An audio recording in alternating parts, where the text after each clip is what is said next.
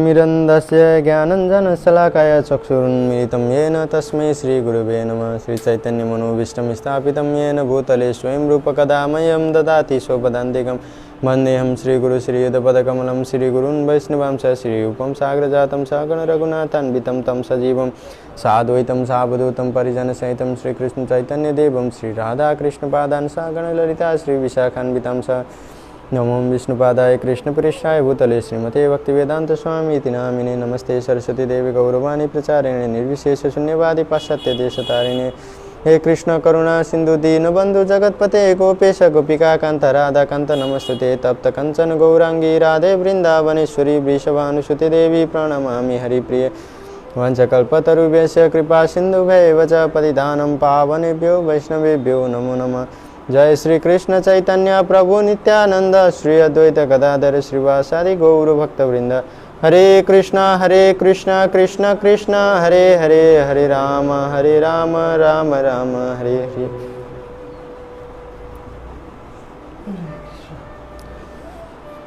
हरे कृष्ण धेरै लामो तात्पर्य पढ्यो। अनुवाद फेरि पढ्छौं। भगवान की दिव्य लीलाएं तथा उनके हास्यमय मुख्य उल्लासमय चितवन उनके व्यापक वरदानों के संकेत है। अतएव मनुष्य को चाहिए कि जब तक ध्यान द्वारा उसका मन भगवान पर स्थित रखा जा सके तब तक मन को उनके इसी दिव्य रूप में एकाग्र करे। श्रीमद् भागवतमा सुरुवाती अवस्थामै यहाँ श्रील प्रभुपादजीले अन्तिममा बताउनु सुरुवाती अवस्थामै के गर्नुपर्छ। भागवतको प्रथम दोस्रो स्कन्धहरू यो लगातार पढ्दै जानुपर्छ। भागवतको एकैचोटि दशम स्कन्धमा पुग्ने होइन कि 1 2 3 4 गर्दै गर्दै लगातार पढ्दै जानुपर्छ। र जबसम्म काम वासनाको भौतिक एकदम स्थूल भनेको यो अनर्थहरूमा सबैभन्दा सुरुमा निवृत्ति हुनुपर्ने भनेको काम वासना। अनि काम वासनाको अझै त्यसमा पनि अझै सबैभन्दा स्थूलमा जाँदाखेरिमा एउटा स्त्री र पुरुष बीचको आकर्षण, यो दुई सबैभन्दा स्थूल। यहाँबाट सुरु हुन्छ कि अनर्थ निवृत्ति। हाम्रो अनर्थ निवृत्ति भएको छ कि छैन भन्ने कुरा चेक गर्नलाई यहाँबाट सुरुवात गर्नुपर्छ। पहिला सुरुमा स्त्री र पुरुष बीचको आकर्षण कतिको कम भयो अनि बल्ल मेरो अनर्थ निवृत्ति यति भएछ भनेर यहाँबाट सुरुवात गर्दै त्यसपछिको अर्को स्टेपमा भनेको मेरो घर, मेरो परिवार, मेरो देश, मेरो समाज, यो पनि काम वासनाको विस्तार हो, विस्तार स्वरूप। जब कोही स्त्री र पुरुषको संयोग हुन्छ अनि त्यसपछि बच्चाहरू आउँछन् अनि बच्चापछि सम्बन्धीहरू भइहाल्छन् यताउता सबै कुराहरू। त्यसपछि सम्बन्धी आइसकेपछि म र मेरो भन्ने भावना विकसित हुन थाल्छ। यो मेरो हो, यो तेरो हो, यति जग्गा मेरो, यहाँबाट एक हात मिच्यो भने त्यसपछि माराकाट भइहाल्छ। त्यहाँ विशेष गरी छिमेकीहरूमा धेरै हुन्छ। यताको वल्लो घरको बाख्राले पल्लो घरको साग खाइदिन्छ, पल्लो घरको बाख्राले वल्लो घरको साग खाइदिन्छ अनि माराकाट हुन्छ त्यहाँ त्यतिमा। अरू केही चाहिँदैन मान्छेहरूलाई। अनि यो श्रीमद् भागवतमा चाहिँ पहिला सुरुमै त्यही भएर पहिलो र दोस्रो स्कन्धमै यी सबै विषयवस्तुहरूमाथि चर्चा गरिएको छ। पहिलो र दोस्रो स्कन्धमा पहिलो त भूमिका भइहाल्यो। भूमिकामा पनि मान्छेले चाहिँ पहिलो स्कन्धमै सबै प्रश्नहरूको ती सबै उनीहरू नैमिषारण्यका ऋषिहरूले जति प्रश्न सोध्नु भएको थियो, यो परम धर्म के हो, भगवान् श्रीकृष्ण किन आउनुहुन्छ भन्ने विविध विषयहरूमा त्यो सबै कुराहरूको उत्तर दिइसक्नु भएको थियो। पहिलो स्कन्धमा कसरी भक्ति गर्नुपर्छ, यो संसारमा सबैभन्दा उत्कृष्ट के हो भन्ने विषयवस्तुमा त्यहाँ चर्चा गरिसक्नुहुन्छ। र दोस्रो स्कन्धमा आइसकेपछि फेरि यहाँ व्यासदेवजीले लेख्नुहुन्छ कि मान्छेले कसरी ध्यान विधिमा जानुपर्छ त, भगवानको चिन्तन कसरी गर्नुपर्छ त। ध्यान विभिन्न तरिकाले मान्छेहरूले विभिन्न तरिकाको विधिहरू अपनाइरहेका छन् र भगवानको चिन्तन कसरी गर्नुपर्छ त भन्ने विधिमा चाहिँ यहाँ दोस्रो स्कन्धको सुरुमै वर्णन गरिदिनुहुन्छ। र भगवानको जब ध्यान लाग्न थाल्छ त्यसपछि विषय वासनाहरू बिस्तारै छुट्दै जान्छ, आफसे आफ छुट्दै जान्छ। यसको लागि छुट्टै प्रयास गर्नु पर्दैन भन्ने पनि यहाँ बताइदिनु भयो।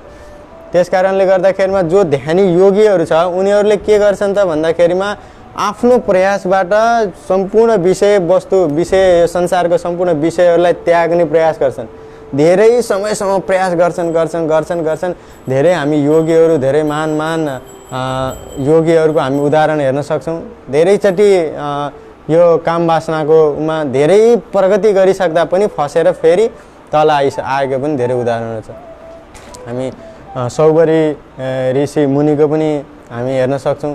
उहाँले चाहिँ एकदमै यो माछाहरूको यो सङ्घ देखेर उहाँलाई चाहिँ अनि त्यसपछि काम वासना उत्पन्न भयो हृदयमा। माछा केही चाहिँदैन, योगीहरूलाई पतन हुनको लागि धेरै ठुलो कुरै चाहिँदैन, त्यो सानो सानो कुराबाट पतन हुन्छन् उनीहरू। किनभने उनीहरूले आफ्नो प्रयासद्वारा उनीहरूले आफ्नो इन्द्रियहरूलाई जित्न भनेर लागि परेका छन्। जबसम्म आफ्नो प्रयासले लागि परिन्छ त्यति बेला जब आफ्नो प्रयासले गइसकेपछि यदि कसैले एट्याक गर्छ भने पनि आफू मात्रै हुन्छ त्यहाँ युद्ध गर्नलाई। तर यहाँ भक्ति मार्गमा जब कृपाको मार्गमा जान्छौँ भगवानले संरक्षण प्रदान गर्नुहुन्छ आफ्नो भक्तहरूलाई। र जब सरकारद्वारा संरक्षित हुन्छ, सरकारद्वारा संरक्षित भएको व्यक्तिलाई जस्तै आर्मीहरू हेर्न सक्छौँ नि, आर्मीहरूलाई विभिन्न ठाउँ एउटा निश्चित जग्गा दिएर राखेको हुन्छ। उनीहरूलाई जब कसैले एट्याक गर्छ भने उनीहरूले कसैलाई मारिदियो भने पनि उनीहरूलाई कुनै कानुन लाग्दैन। यो सरकारद्वारा संरक्षित व्यक्तिहरू हुन् उनीहरू। अनि त्यसकारण उनीहरूलाई कसैले एट्याक गर्न आउँछ भने उसले सिधै मारिदिन सक्छ। यदि कसैले बन्दुक देखायो भने उसले गोली हान्न पाउँछ, केही उनीहरूले डिफेन्समा मारिदिन पनि पाउँछ। किनभने सरकारद्वारा संरक्षित छन्। त्यस्ता सरकारद्वारा संरक्षित व्यक्तिहरूले जसरी आफ्नो सुरक्षाका लागि कसैलाई हत्या पनि गरिदिन सक्छ भने त्यस्तै भगवानद्वारा संरक्षित भक्तहरूले यदि कुनै काम वासना आउँछ भने काम वासनाको त्यहाँ हत्या पनि गरिदिन्छन् एकदम। किनभने भक्तहरूले जति पनि यी विषय वासनाहरू छ यिनीहरूलाई मार्न सक्ने क्षमता हृदयमा प्राप्त गरिसकेको हुन्छ कि उनीहरूसँग डिफेन्सिङ जो हात हतियार हुन्छ नि, हात हतियार सबै कुराहरू राखिसकेको हुन्छ कि कसै कुन के गर्यो भने जस्तै हामी नामाचार्य हरिदास ठाकुरको उदाहरण हेर्न सक्छौँ। उहाँ स्वयं त्यस्तो मायादेवी नै आएर उहाँको परीक्षा लिँदाखेरि उहाँले के गर्नुभयो, एकछिन मेरो यहाँ भक्ति भजनमा समय छैन भनेर उहाँलाई शुद्ध भक्त बनाइदिनु भयो यस्तो। र यहाँ हामी उदाहरण हेर्न सक्छौँ कि महान दुर्वासा मुनि ऋषि जस्ता महानहरू फेरि यो पाउजूको छिनछिन सुनेरै उनीहरू च्युत भए, अरू केही चाहिँदैन, यो सुन्ने बित्तिकै उनीहरू खसे। त्यसकारण भक्तिको पावर कति छ भन्ने कुरा यहाँबाट बुझ्न सक्छौँ कि हामी भक्ति भनेको के हो, कुन चिज प्राप्त गरेको छ हामीहरूले।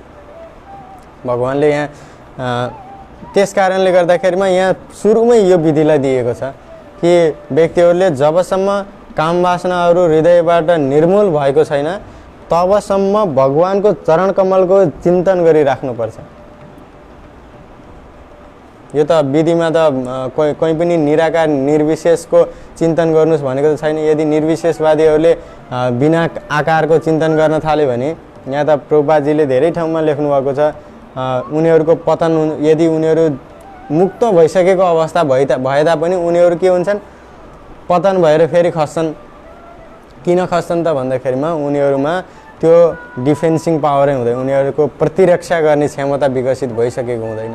कुनै पनि काम वासना विभिन्न अनर्थहरू आइसकेपछि अनर्थहरूलाई कसरी डिफेन्स गर्ने, के तरिकाले भनेर उनीहरूसँग त्यो चिन्तन, जसरी भक्तहरूले कसैसँग आकर्षण भयो भने भगवानको आँखालाई हेरेर अनि उहाँहरूले त्यो विषयवस्तु भुल्न सक्छन् भने निर्विशेषवादीहरूको के हुन्छ, केलाई हेरेर भुल्ने छैन, अब केही आकारै छैन।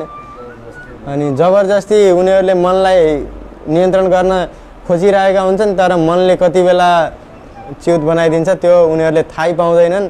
धेरै समयपछि उनीहरूको पतन भइसकेको उनीहरूलाई भान हुन्छ अनि त्यसपछि ओहो म त वहाँ पुगिसकेको थिएँ, आज म यस्तो अवस्थामा आएछु, मेरो त यस्तो अवस्था भएछ भनेर उनीहरूले टाउको समाएर बस्छन् धेरै पछि हो। यहाँ हामी हेर्न सक्छौँ कि दुर्वासा मुनिकै एउटा कहानी हेर्न सक्छौँ कि दुर्वासा मुनि त्यस्तो योगी हुनुहुन्छ, त्यस्तो ठुलो सबै कुराहरू आफ्नो इन्द्रियहरूलाई वशमा गर्न सक्ने क्षमता प्राप्त भएको व्यक्ति जो चाहिँ यो सम्पूर्ण ब्रह्माण्डमा भ्रमण गर्न सक्नुहुन्छ। त्यस्तो व्यक्तित्व चाहिँ जब अम्बरीश महाराजको घरमा आउनुहुन्छ अनि उहाँ चाहिँ एकादशी व्रत गरेर द्वादशीको परायणको दिन थियो त्यो दोस्रो दिन। अनि त्यति बेला त्यहाँ सबै भक्तहरूलाई भोजन गराएर बसिसक्नु भएको हुन्छ, त्यति बेला उहाँ आउनुहुन्छ। त्यसपछि उहाँ आइसकेपछि स्नान गरेर आउँछु अनि भोजन गर्छु भनेर स्नान गर्न जानुहुन्छ र उहाँ समाधिमा बस्दिनुहुन्छ। स्नान गर्नु गएर उहाँ समाधिमा बस्थे। यस्तो भक्त यो योगीहरू गएर समाधिमा बस्दिनुहुन्छ। अनि उहाँ अम्बरीश महाराजले सोच्नुहुन्छ कि ल एक थोपा भए पनि पानी खायो भने यो खाएको पनि हुन्छ नखाएको पनि हुन्छ भनेर सबै ब्राह्मणहरूले भनिसकेपछि सल्लाह लिएर उहाँले चाहिँ एक थोपा यसो थोरै पानी लिइदिनुहुन्छ। लिइदिइसकेपछि पारण त भयो, एकादशीको पारण भएन भने त फेरि एकादशीको फल प्राप्त हुँदैन भनेर उहाँले पारण त गर्नुभयो। गरिसकेपछि उहाँ चाहिँ अब उहाँ त आउनु भएको छैन दुर्वासा मुनि, कहाँ जानुभयो भनेर हेर्न जानुहुन्छ। अनि हेर्न जाँदाखेरिमा उहाँलाई त थाहा भइसक्यो योग सिद्धि प्राप्त भएको मान्छे कसले के गर्यो भन्ने त थाहा हुन्छ। मलाई नखुवाइकन खायो भनेर उहाँ चाहिँ यस्तो रिसाउनुहुन्छ, आँखा रातो रातो पारेर मलाई नखुवाइकन खाने म देखाउँछु तिमीलाई ब्राह्मणको पावर कति हुँदो रहेछ, म देखाउँछु, मजा चखाउँछु म भनेर ठ्याक्कै मजा चखाउँछु नै भनेर शब्द प्रयोग गर्नुभएको चाहिँ म मजा चखाउँछु तिमीलाई भनेर। अनि उहाँले के गर्नुहुन्छ आफ्नो जटाबाट एउटा राक्षस उत्पन्न गर्नुहुन्छ, राक्षसी। त ऊ जब अम्बरीश महाराजलाई केही फरकै परेन त्यति बेला, उहाँ चाहिँ यतिकै एकदम शान्त भावमा बस्नु थियो। अगाडि बढ्ने बित्तिकै सुदर्शन चक्रको तेजले सबै कुरा नष्ट गरिदिन्छ र उहाँ प्रत्येक लोकान्तर सबै ठाउँहरूमा भ्रमण गर्नुहुन्छ र सबैसँग मलाई बचाउनुहोस् भनेर यत्रो बिन्ती गर्नुहुन्छ। उहाँ ब्रह्माजीकोमा जानुहुन्छ, ब्रह्माजीले पनि उहाँ सक्दैन यो भगवान के अरे यो सुदर्शन चक्रको यस्तो तेजलाई मैले पनि आफूले धारण गर्न संयम गर्न सक्दैन, म आफै पनि भगवानद्वारा उत्पत्ति भएको, भगवानले यदि कोही हस्तक्षेप गर्नुहुन्छ भने मैले के गर्न सक्छु र, केही सक्दैन म त, जानुहोस् भनेर बरु यहाँभन्दा छिटो छिटो जानुहोस्, मलाई पनि फेरि यहाँ सङ्ग गरे नि सङ्ग दोष लाग्छ भन्छन्, फेरि मलाई पनि सुदर्शन चक्रले केही गर्ने भने। तर सुदर्शन चक्रले पछि पछि तापले पुरा जलाइरहेको थियो क्या उसलाई, दुर्वासा मुनिलाई। अनि फेरि भाग्दै भाग्दै शिवजीमा जाँदा शिवजीले अत्यन्तै राम्रो श्लोकहरूमा यहाँ भगवानको पनि वर्णन गर्नुहुन्छ कि भगवानको स्तुति पनि गाउनुहुन्छ, भगवान कस्तो हुनुहुन्छ त भनेर। त्यसपछि अन्तिममा उहाँले उपाय दिनुहुन्छ कि अरू केही उपाय छैन, भगवान विष्णु थिम जानुहोस् भनेपछि भगवान विष्णु थिम जानुहुन्छ। उहाँ गइसकेपछि म त भक्तहरूको अधीनमा छु, हेर्नुहोस् म त केही गर्न सक्दिनँ, भक्तहरूले जे गराउन चाहन्छन् म त त्यही गर्ने हो, भक्त वत्सल हो। त्यसकारण तपाईँलाई म एउटा उपाय दिन्छु, यदि अम्बरीश महाराज थिम गएर यदि उहाँले यदि क्षमा गरिदिनु भयो भने यो केही हुनसक्छ, नभए हुनै सक्दैन। तुरुन्तै जानुहुन्छ र उहाँ चाहिँ अम्बरीश महाराजको चरणमा पर्नुहुन्छ। यहाँ भक्त र योगीको हेर्नुहोस् है, योगी र भक्तहरू कसरी यहाँ छुट्टिन्छन्। त्यसपछि अम्बरीश महाराजले लगातार 1 वर्षदेखि पानी मात्रै खाएर बस्नुभएको थियो। जबसम्म दुर्वासा मुनि आउनुहुन्न उहाँलाई भोजन गराउँदिनँ तबसम्म मैले पनि खाँदिनँ भनेर त्यहाँ 1 वर्ष उहाँको 1 वर्षको भ्रमण हुन्छ। 1 वर्ष सारा विश्व ब्रह्माण्डमा घुम्नुहुन्छ 1 वर्षसम्म र 1 वर्षपछि त्यहाँ आउँदा उहाँले पानी मात्रै पिउनु भएको हुन्छ। उहाँ आएर मलाई क्षमा गरिदिनुहोस् भनिसकेपछि सुदर्शन चक्रको एकदमै उत्तम श्लोकहरूमा उहाँले वर्णन गर्नुहुन्छ अम्बरीश महाराजले सुदर्शन चक्रलाई। अनि त्यसपछि सुदर्शन चक्रले चाहिँ त्यहाँ छोडिदिनुहुन्छ दुर्वासा मुनिलाई। छोडिदिइसकेपछि दुर्वासा मुनिलाई अगाडि राखेर भोजन गराएर अनि बल्ल उहाँले भोजन गर्नुहुन्छ। यो भक्तको गुण हेर्नुहोस्, भक्तको गुण र अनि योगीको। त्यो दिनदेखि दुर्वासा मुनिले थाहा पाउनुभयो कि बापरे म यत्रो योग साधना गरेर मैले आफूलाई यत्रो घमण्ड गरेको थिएँ, आज मलाई थाहा भयो कि म कुन स्तरमा रहेछु भनेर उहाँले त्यो दिनदेखि भजन गर्न थाल्नुभयो। सत्यलोकमा गएर अहिले भजन गर्नुभएको छ। दुर्वासा मुनि पनि भगवानको भक्त हुनुभयो, त्यहाँ योगी हुनुहुन्थ्यो, निर्विशेषवादी हुनुहुन्थ्यो, अब उहाँ चाहिँ भक्त हुनुभयो भनेर यहाँ बताइएको छ। त्यस कारणले गर्दा योगीहरूले पाउने जुन सिद्धि छ, जुन एकदमै सबैभन्दा उच्च स्तरको सिद्धिलाई मान्दछन् योगीहरूले, त्यसलाई निर्विशेषवादीहरूले जसलाई सबैभन्दा उच्च मान्दछन् त्यसलाई भक्तहरूले सबैभन्दा निकृष्ट मान्दछन्, सबैभन्दा तल्लो लेभल मान्दछन्। र त्यो तल्लो लेभल भएका कारणले गर्दा भक्तहरू त्यहाँ बस्न पनि रुचाउँदैनन्। आध्यात्मिक स्तरमा हेर्ने हो भने त सबै कुराहरू जब मुक्ति प्राप्त गरिसकेपछि जीवले मुक्ति प्राप्त गर्नु भनेको धेरै उच्च कुरा हो, धेरै माथिको कुरा हो। वेदहरूले ती कुराहरूलाई त्रैगुण्य 3 गुणहरूको बारेमा बताएको वेदले निश्चय गुण्य हुनु भनेको त धेरै ठुलो कुरा हो भनेर बताउँछ। तर पनि निश्चय गुण्य हुनु मात्रै सबै कुरा होइन, त्यो मात्रै सबै कुरा होइन, त्योभन्दा पनि धेरै माथिका कुराहरू छन्। भगवानका भक्ति भजनका कुराहरू त्योभन्दा पनि धेरै माथिका कुराहरू छन्। भगवानको रसका कुराहरू भनेको त्योभन्दा धेरै माथि छन्। वैकुण्ठ धामहरूको बारेमा भनेको यहाँ रूप गोस्वामीले शिक्षा के अरे उपदेशामृतमा बताउनुहुन्छ कि कुन कुन लेभलहरू छ वैकुण्ठहरूमा, अनि त्यहाँभन्दा माथि अनि राधा कुण्डको महिमाको बारेमा धेरै राम्रो श्लोकहरूमा बताउनुहुन्छ। वैकुण्ठ जनितो परा मधुपुरी तत्रापि रसस्वाद, वैकुण्ठभन्दा मधुपुरी त्यहाँ यस्तो रसको प्राप्ति हुन्छ। अनि तत्रापि रसस्वाद वृन्दारण्य मुदार पाणी रमणा तत्रापि गोवर्धन, त्योभन्दा वृन्दावन, त्योभन्दा अनि गोवर्धन, अनि अझै राधा कुण्ड मिहापि गोकुलपते प्रेमामृतात लावनाथ कुर्यादश्च विराजत गिरिपते सेवा विवेकी न को चाहिँ त्यस्तो मूर्ख मान्छे छ र जसले चाहिँ राधा कुण्डको सेवा गर्न चाहँदैन। यहाँ मजाले भनिदिनुहुन्छ। यहाँ व्यक्तिहरूले जो चाहिँ आध्यात्मिक कुराहरूको बारेमा जानिसकेका छन्, जसले ज्ञान मार्गद्वारा यस संसारबाट विरक्ति प्राप्त गरिसके, उनीहरूले अब के गर्नुपर्दछ भने निराकारको चिन्तन होइन, साकार स्वरूप भगवानको चिन्तन गर्नुपर्छ र ध्यान सुरुवात चरण कमलबाट गर्नुपर्छ। चरण कमलबाट ध्यान गर्दै गर्दै गर्दै गर्दै मुखार बिन्दमा पुग्नुभन्दा अगाडि नै उसले यो सारा संसारको काम वासनादेखि लिएर अनर्थहरूको निवृत्ति भइसकेको हुनुपर्छ। तब मात्रै भगवानको मुखार बिन्दको दर्शन गरेर उसले योगीले भगवानको त्यो अधरामृत पान गर्न सक्छ। भगवानले त बताउनुहुन्छ कि म चाहिँ मुमुक्षुहरूमाथि सदा कृपालु हुन्छु भनेर बताउनुहुन्छ। तर मुमुक्षु व्यक्तिहरूले कसरी भगवानको चिन्तन गर्छन् त्यही अनुसारको भाव आदान प्रदान हुन्छ फेरि भगवानसँग।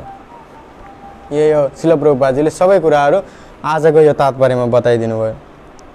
त्यस कारणले हामीहरू भगवानको चिन्तन गर्दाखेरिमा जो चाहिँ अहिले भक्तहरू जो चाहिँ भक्ति मार्गमा लागिसकेका छन्, उनीहरू योगीहरूभन्दा धेरै श्रेष्ठ व्यक्तिहरू हुन्। उनीहरूले सारा योग सिद्धिहरू प्राप्त गरिसकेका व्यक्तित्वहरू हुन्। वास्तवमा भन्यो भने जो चाहिँ भनिएको छ शास्त्रमा, जो चाहिँ विनम्र छ उसलाई आफू विनम्र छु भन्ने कुरा थाहा हुँदैन कि, र जो अहङ्कारी छ उसलाई आफू अहङ्कारी छु भन्ने कुरा पनि थाहा हुँदैन। यो चाहिँ आफ्नो बारेमा थाहा हुँदैन कि कसैलाई पनि। त्यस कारणले गर्दाखेरिमा भक्तहरूलाई पनि विभिन्न योग सिद्धिहरू योगीहरूले ध्यान धारणा मार्फत प्राप्त गर्नुपर्ने धेरै सिद्धिहरू प्राप्त भइसके तापनि भक्तहरू यति विनम्र हुन्छ कि उसलाई थाहै हुँदैन कि ममा यस्तो योग सिद्धिहरू यी कुराहरू छ, म भक्ति भजनमा गरेर मेरो यति अनर्थ निवृत्तिहरू भइसक्यो, म यत्रो लेभलमा पुगिसकेँ भन्ने कुराहरूको थाहै हुँदैन। थाहै नभएको कारणले उसले सोच्ने गर्छ कि म त सधैँ यस्तै काममा रत छु, यस्तै विषय वासनामा भुलिरहेको छु, मेरो भगवानमा ध्यानै लागेको छैन भनेर उसले सोच्ने गर्छ। तर वास्तवमा भन्यो भने यदि भगवानको चिन्तन भक्ति भजन गर्ने व्यक्तित्वहरू धेरै माथिल्लो लेभलमा पुगिसकेका हुन्छन्, जसले हरे कृष्ण महामन्त्रको निरन्तर रूपले जप कीर्तन गरिरहेको छ, उनीहरूको हृदयमा भगवान विराजमान गर्नुहुन्छ। भगवानले के भन्नुभएको छ, न त म वैकुण्ठमा बस्छु, न त कोही योगीहरूको हृदयमा बस्छु, म कहाँ बस्छु त भन्दाखेरिमा यत्र गायन्ति मद्भक्ता तत्र तिष्ठन्ति भनेर, जहाँ मेरो भक्तहरूले मेरो भक्ति भजन गर्छन् त्यही गएर बस्छु म, मेरो वासस्थान त त्यही हो भनेर नारदलाई बताउनुहुन्छ नि।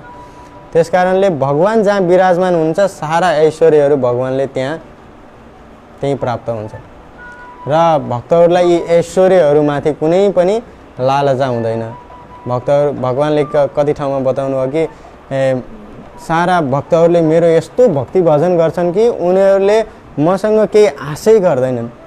यहाँ ध्रुव महाराज प्रहलाद महाराजदेखि धेरै भक्तहरू मसँग, यहाँ अम्बरीश महाराजकै केस हेर्दा पनि अम्बरीश महाराजले कर्तव्य रूपमा भगवानको भजन गर्नुहुन्थ्यो, कुनै पनि माग गर्नुहुन्थेन भगवानसँग, र भगवान स्वयंले कृपापूर्वक सुदर्शन चक्र रक्षा गर्न भनेर दिइदिनुहुन्छ नि। त्यसकारण भक्तहरूले कुनै पनि भगवानसँग मागै गर्दैन, मलाई यो चाहियो त्यो चाहियो भनेर मागै गर्दैन। यस्ता छन् मेरा भक्तहरू। त्यस कारणले गर्दाखेरि म आफूलाई भगवानका भक्तहरूको हृदयमा म बेचिदिन्छु, उनीहरूको हातमा बेचिदिन्छु। भक्तहरूले जसरी चाहे मलाई नचाउन सक्छन् र म सदा यो इच्छा गरिरहन्छु कि मेरो भक्तले केही मागोस् र मागिसकेपछि मैले उसलाई केही दिन सकूँ। मेरो यत्रो भक्ति भजन गरिरहेछ कि मेरो भक्तले कि उसलाई म केही दिएर कृतज्ञ हुन सकूँ भनेर हमेसा हरेक समय चिन्तन गरिरहनुहुन्छ। तर भक्त के छ त, उसले कहिल्यै माग्दैन। चिन्ताको विषय यो छ। भगवानले एकदम दुःख व्यक्त गर्नुहुन्छ कि एउटा ठाउँमा एकदमै दुःख व्यक्त गर्नुहुन्छ। त्यसकारण भक्तहरूले यदि भौतिक इच्छा चाहन्छ भने भगवानले तुरुन्तै पुरा गरिदिनुहुन्छ, तुरुन्तै। र यो चाहिँ भगवानले विशेष गरी देवी देवताको हेऱ्यौँ भने देवी देवताहरूको भजन गर्ने बित्तिकै उनीहरूले जसरी हामी कुनै कुराहरूको लेनदेन गर्छौँ, चामल दिएर पिठो साट्ने भन्छ नि हैन, त्यस्तै लेनदेन गरे जस्तो देवी देवताहरूले लेनदेन गरिदिन्छन्, नगर्ने होइन। तर भगवानको केसमा हेर्दाखेरिमा भगवानले सुदामालाई महान एकदमै धनी बनाउन पनि सक्नुहुन्छ र महान व्यक्तित्वहरूलाई जस्तै बलि महाराज जस्तालाई सम्पूर्ण जगत नै आफ्नो अधीनमा लेखिदिएर कंगाल पनि बनाउन सक्नुहुन्छ। र भगवानको दुवै समय कृपा एकदमै कृपा दृष्टि चाहिँ भक्तमाथि भइरहन्छ। दुवै समय कृपा उत्तिकै मात्रामा गर्नुहुन्छ भगवानले, एउटै समान रूपमा कृपा गर्नुहुन्छ। र यदि एकदमै धनी बनाएर यदि भक्तले भगवानको स्मरण गर्न सक्छ भने उसलाई धनी बनाइदिनुहुन्छ। माग्नुहुन्छ, कसैले केही माग्नुहुन्छ भने अवश्य पनि प्रदान गर्नुहुन्छ। र यदि कसैले धनी हुने बित्तिकै पैसा आउने बित्तिकै भगवान छोडिदियो, अब भगवान छोडिदिउँ। एकजनाले चाहिँ के गरेछ भने म चाहिँ हे भगवान, हे प्रभु, मलाई 1 लाख रुपियाँ प्राप्त भयो भने म तपाईँलाई 50,000 चढाउँछु, मेरो 50,000 बराबर आधी गर्ने हुन्छ। अनि त्यसपछि भाग्यवश उसलाई प्राप्त भयो। कति प्राप्त भयो भने 50,000 प्राप्त भएछ। अनि उसले भगवानको मन्दिरमा गएर भने प्रभु तपाईँ त धेरै बाठो हुनुहुन्न रहेछ, आफ्नो भाग पहिल्यै लिएर मलाई आधी मात्रै दिनुभयो, ल ठिक छ भनेर उसले सबै लिएर जान्छ। त भक्तहरू यदि त्यस्तो गर्छन् भने उसलाई हात लाए शून्य, जिरो, केही प्राप्त हुँदैन।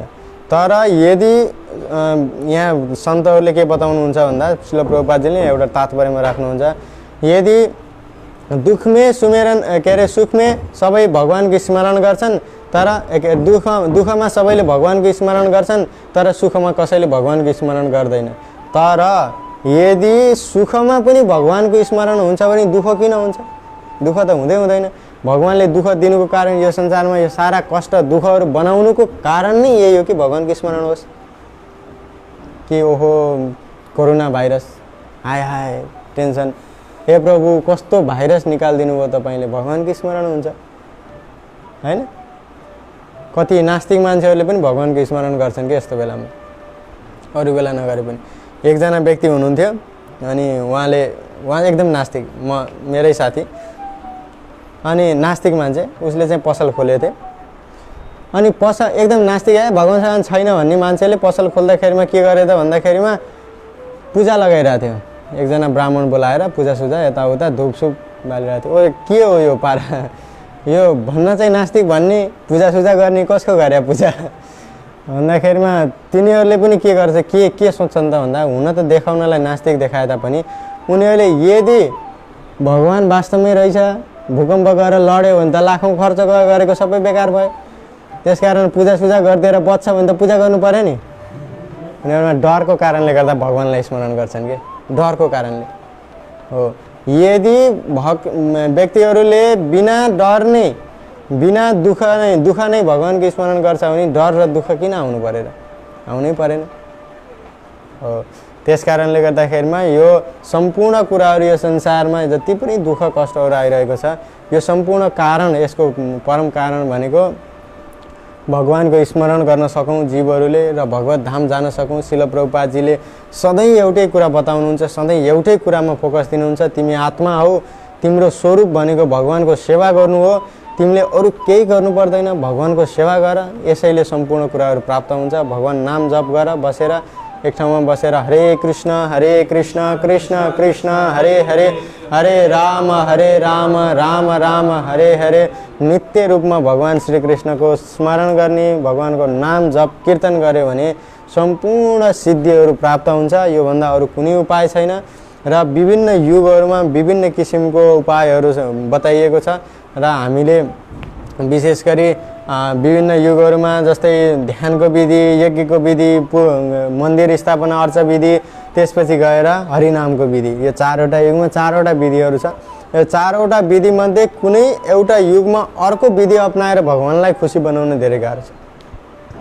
यहाँ हामी एउटा प्रसङ्गमा पुरोजित होइन पुरञ्जन महाराज पुरञ्जन कि पुरोजित हो पुरञ्जन महाराज होला अन्त पुबाटै आउँछ उहाँले चाहिँ उर्वशीको ठुलो पुररवा महाराजलाई उर्वशीको एकदमै ठुलो एकदमै काममा आसक्त भएर उर्वशीको धेरै चाहने व्यक्तित्व उहाँले चाहिँ उर्वशीलाई चाहन भनेर धेरै प्रयत्न गर्नुहुन्छ र उहाँले छोडेर गइसकेपछि एउटा घरमा बसेर अनि चिन्तन गरिरहनु भएको छ त्यही क्षणमा के भइदिन्छ त भन्दा सत्ययुग सकिएर त्रेता युगको सुरुवात भइदिन्छ